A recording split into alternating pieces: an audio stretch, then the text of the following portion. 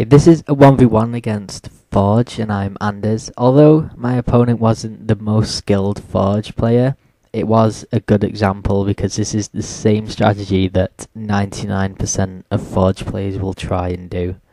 So I thought it would just be a good example of beating Forge with Anders. So it's on Perth, and I'm going to do a hog rush straight away.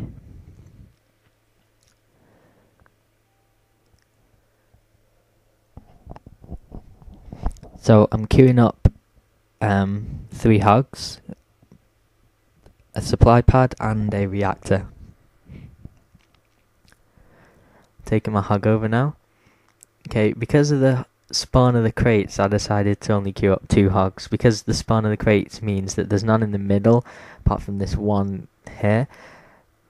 They're going to be next to the Forge's base, so I've got to go collect crates on his side of the map and be aggressive early, so I thought I'd skip 1 hog and go straight for Gunner so I can attack even earlier. And he's doing the most typical Forge build of 3 heavy supply pads, and he's probably making a turret around the back, or more likely at the front. But right now it doesn't bother me. So I'm sending my initial hog right over to his side of the base and collecting crates on his map, whilst my other hogs are collecting crates in the middle. I'm going barracks 3rd as well, so I can get my hook straight away, and probably his hook as well, if he doesn't make a barracks 4th. So I'm just setting the waypoint for that hog so it collects crates to the right, and then I'm just waiting for my next one.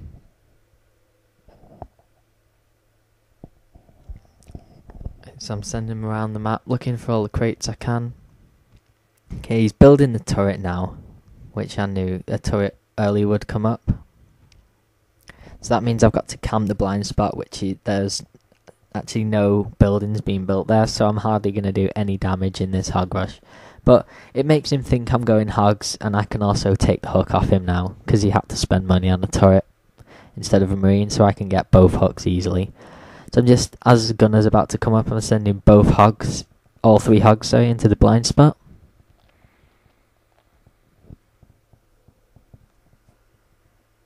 And I'm just waiting for this barracks to come up.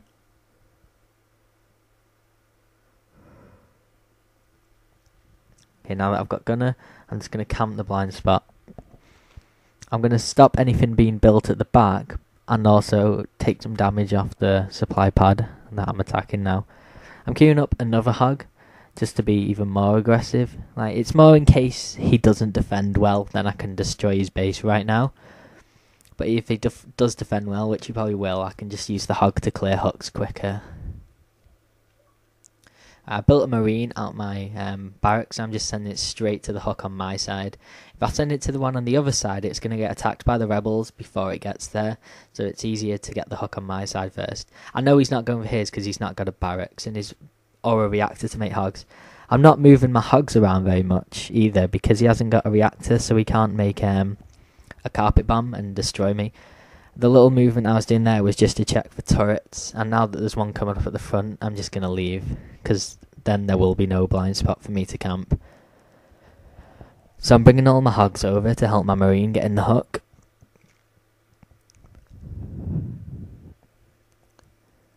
He's scouting my base, probably collecting the crates around it. I can see in the hook that the marines guarding it haven't got a star, so I don't even need to help my marine get in. So I'm just going to ignore him and go straight for the other hook. I'm getting another hog.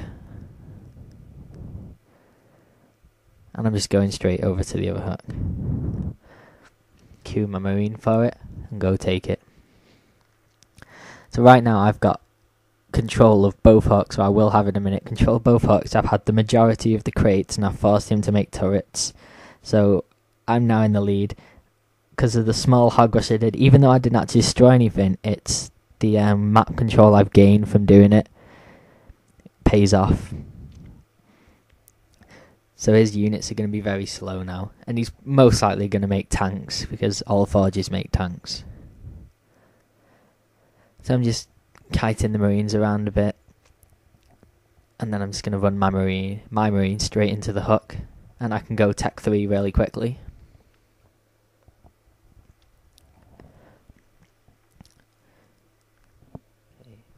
Right, now I've got my marine going in there.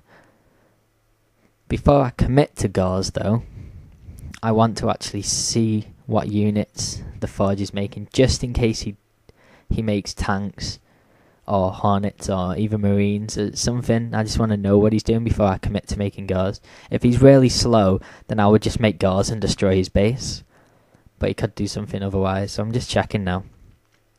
And I'm just collecting the last of the crates on the map. Okay, typical Forge is going tanks. So I'm going to collect every crate, and I'm going to start getting gremlins. Okay, the scout in my base was annoying me now, so I was just going to come destroy it.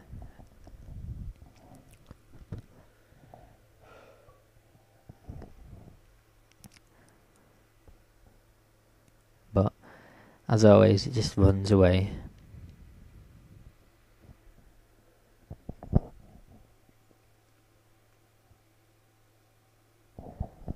Okay, so I'm going to be upgrading the gremlins from one base, and I'm going to expand straight away now.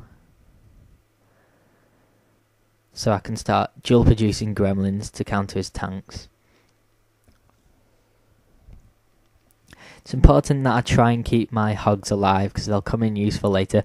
Although I've got my 3 bases, I've got both hooks, and I'm fighting tanks, those 3 hogs left are very important at the moment, because often the Forge player will try and switch units on me, which is what they will do.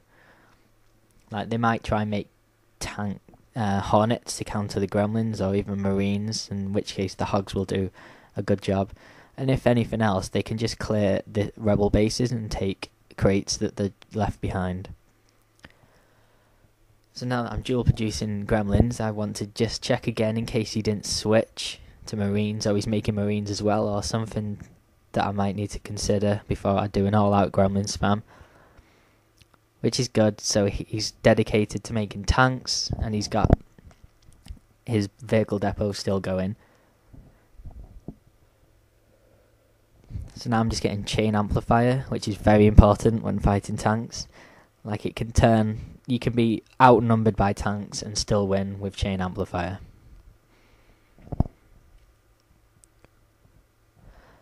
Fortunately, I am losing hogs every time I scout, so I'm going to have to be prepared for a unit switch. Right, I'm putting my gremlins together.